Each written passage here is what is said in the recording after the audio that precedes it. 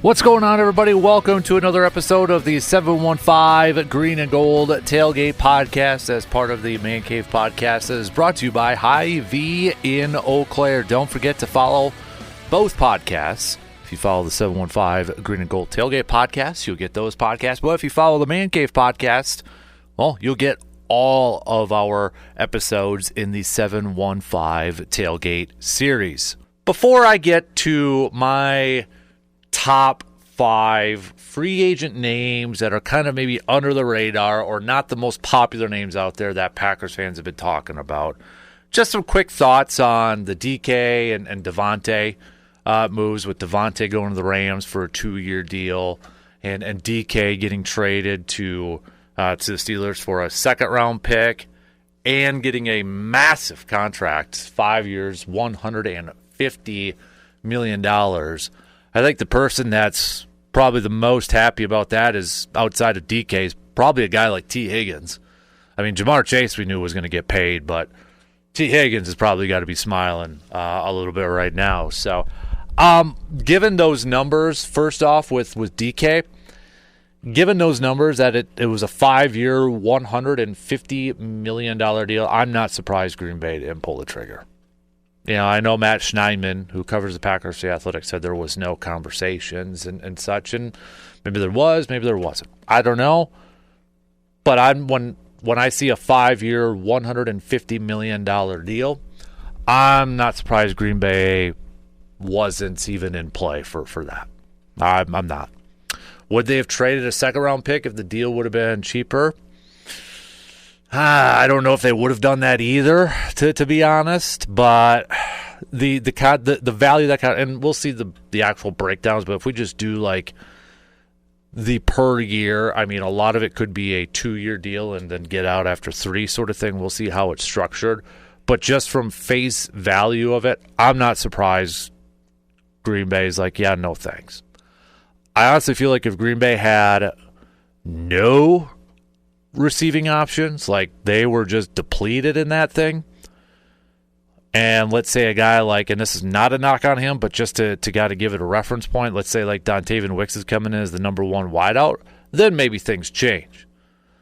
But I honestly feel like I still feel like Green Bay is looking for a veteran wide receiver to pair with this group. But maybe for a lot of us, you know, when we see names like DK and Davante, we got a little excited about the possibility and such. But I think they're still high on their youngsters, and they're not really going to go in and throw a bunch of money at a wide receiver. Now watch, they'll probably sign Chris Godwin and change that whole narrative. But I honestly almost feel like they're going to go maybe for a little bit of a tier 2 veteran type of receiver. That's not necessarily going to be a number 1. But a guy that's going to come in, he's going to get a ton of playing time. He's going to provide some veteran leadership, but also he's going to be able to make some plays on the field. And that turn makes the others on this squad in that receiving group kind of up their game as well, improve from within sort of thing. So I'm not surprised when the terms of DK's contract came out, just the basic 5-year, $150 million. When that came out, I'm not surprised Green Bay wasn't in play. That was like, yeah, I would have been shocked if Green Bay signed a wide receiver for that amount of money. I would have been like, whoa, all right, interesting. Davante's contract, was that something, you know, a 2-year deal, $46 million, 26 of it though just guaranteed. That one sounds like that could be a 1-year and then we'll see sort of thing. That would have been one that I could see Green Bay potentially doing. That one, I don't think the terms of that contract were necessarily out of Green Bay's wheelhouse. I think a lot of it was probably Davante wanted to go to the West Coast, wanted to go back to the West Coast, and finish up his career over there, but also play for a contender. It's a very similar style of offense that he's familiar with Matt LaFleur going over to Sean McVay and such. So I think it checked a lot of boxes for Davante. And again, like Jason Wilde reported, maybe Green Bay never approached Davante, even though Davante might have been open. I think it was probably, it checked a lot of boxes for Davante. West Coast, got his money, and got to go to a contender. So I don't think the money would have been an issue for Green Bay signing a guy like Davante. I would have had no issue with that, given a contract like that to Davante. Part of me wonders, let's say Green Bay gave the same exact deal to Davante as the Rams did. I still feel like Davante might have taken the Rams deal because it checked more boxes off for him, maybe what he was looking for personally at this point in time. So I'm not surprised that Green Bay was not able to land either one of those wide receivers. I know there's Packers fans that are upset, they're down, they're disappointed that none of those guys are coming to Green Bay. I get it, I understand it, but when you look at everything, I don't think we should be too surprised that they're not coming. Now, going back to, I still feel like Green Bay is going to bring in a wide receiver. Still feel like they're going to try to bring in a veteran. Now, I think if they somehow land Chris Godwin, I think you're going to have an excited fan base. You're going to have an excited Packers fan base. I don't know what his value is going to be. When you're looking at some of these, he's coming off of an injury and such. So does that factor into it? But you look at his history and you look at his performance. I mean, he's been pretty darn consistent, right? Right up there. Still feel like Tampa Bay's in play. I mean, they've done a good job of kind of taking care of their own in that, but, maybe they'll surprise us. But I've got five names. I'm going with this route. We've thrown out a bunch of popular free agent names out there, like, oh, I hope Green Bay gets that guy, or I hope they target that guy, or that would be a great fit for Green Bay. Well, I'm going to give you 5 names that might not break the bank in free agency, or maybe a couple of these guys will, and you're probably like, I've never heard of that guy, or I don't know a whole lot about that guy. And it wouldn't be, to me, it wouldn't be shocking if these are the guys that Green Bay maybe tries to sign or bring in. So 5, whether you want to call it under the radar or wild card or names that are just not popular. 5 players that I wouldn't be surprised if these, not saying it's all 5, but if Green Bay's free agent signing this week, today or this week, if their first free agents come from this group of 5, I wouldn't be surprised if it's these guys. I'll start off with one name that we did kind of mention a little bit last week, and still probably is a little bit unfamiliar. But I'd still probably put him under the radar because I feel like there's probably like a lot of unknown and unfamiliarity with him. I know I keep saying I want to say Dale, but it's Dio Odangbo. Dio Odangbo from the Colts. Okay, defensive end, 6'6", 286. You look at what he's brought to the table. Again, I know we mentioned him a little bit, so maybe he's not that far under the radar. But compared to the other guys, defensive ends and defensive linemen out there, he doesn't have the name power that a lot of these guys have. But Dio, I mean, he hasn't missed a game in 3 years. And we talk about availability, health. And when Goody has gone out in free agency and has signed guys, you can look at a lot of his guys that he has signed and be like, oh, there's a theme. They're on the field. They've been healthy. They haven't missed a ton of time. That's been a theme. Preston Smith, Xavier, those guys. It's been a theme. And, I mean, when you say this guy hasn't missed a game in 3 years, all right, that's got to perk up the ears of Goody. And you look at last year, 50 quarterback pressures last season, 4 years with the Colts. And last year he just had 3 sacks, but in 2023 he had 8. 2022 he had 5 sacks.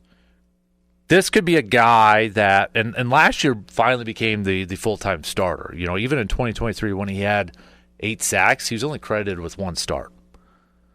But don't be surprised if this is a guy that's going to get a decent contract too.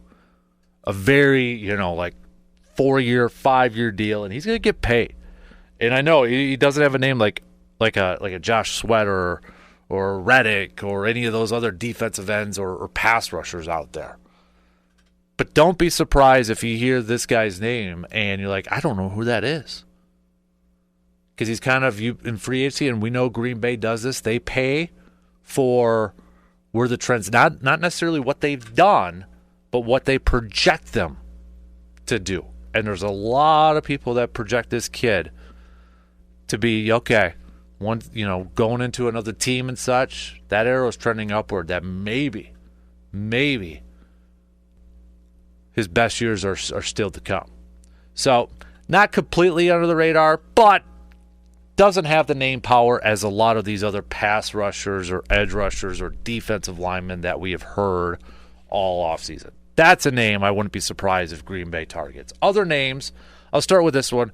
You've probably heard about this guy over the years.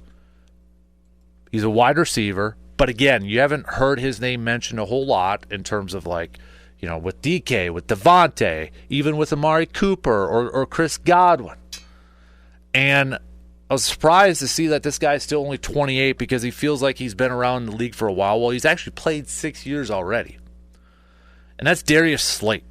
Okay, so Darius Slayton, when you look at, it feels like the Giants for the last couple of years have just tried to get rid of Darius Slayton for whatever reason. They've benched him. They've put him on the bottom of the depth chart. And the guy's just kind of Mr. Consistent. He's consistently healthy. He's always played double-digit games. 16 last year, 17 the year prior, 16 year before that. He won't break the bank. He's not going to cost you DK Metcalf money. He's not a number one per se. He's not going to come in and I don't think going to be your number one wide receiver. But I think there's a lot of people that want to see him paired up with a really good offense for once. And a good quarterback and some consistent play. He hasn't gone over 1,000 yards. Last year, 573, 770, 724. The 1 year he only played 13 games. He only started 5 of those, 2021, 339, 751, 740. Kind of Mr. Consistent. Even though the Giants have tried their darndest for whatever reasons to kind of keep him at the bottom of the depth chart and not get him on the field. And he's always kind of just risen, ultimately always been the best receiver for the Giants outside of last year with Malik Neighbors. And now he's in the free agent market. This is a guy I wouldn't be surprised to see if Green Bay kind of kicks the tires. Okay, it's a veteran receiver. He's not going to cost a whole lot. Consistent production. We put him in the mix with a Jaden Reed, with a Dontavian Wicks, a Romeo Dobbs, and whenever Christian Watson comes back. It seems like something Green Bay would do. It seems like a fit that Green Bay would do. A couple years, maybe he wants to go to a really good offense, ball out.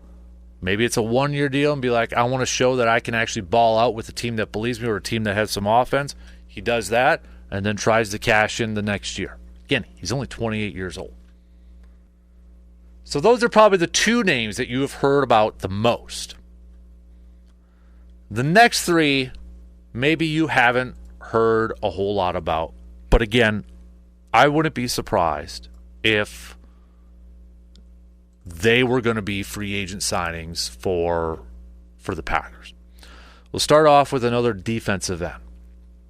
Malcolm Kuntz from the Raiders. Now, this is a guy. He was drafted in the 3rd round of the 2021 NFL Draft. He missed all of last season. Now I will say, I'll start with this by saying a couple of these guys, the thing that gives me a little bit of pause, because what we were just saying with Dio was he hasn't missed a game. The next two guys I'm about to talk about have missed time because of injuries. So that gives me a little bit of pause whether Green Bay would actually be interested in these guys or not, because it doesn't necessarily gel with what Goody has done in his stint as general manager. But I wouldn't be totally surprised if Green Bay kind of maybe these guys too, 1-year deals, prove it type of deals, then they go in the next year and try to increase their value. But Malcolm Koonce, defensive end from the Raiders, missed all of last season with a torn ACL, tore his ACL just right before week 1. Before that, though, if we go to 2023, he had 8 sacks in 2023. Before that, 2022, he had no sacks, but he played all 17 games, didn't start any of those games in 2022. 2023 was his breakout year, 17 games played, 11 of those started, 8 sacks.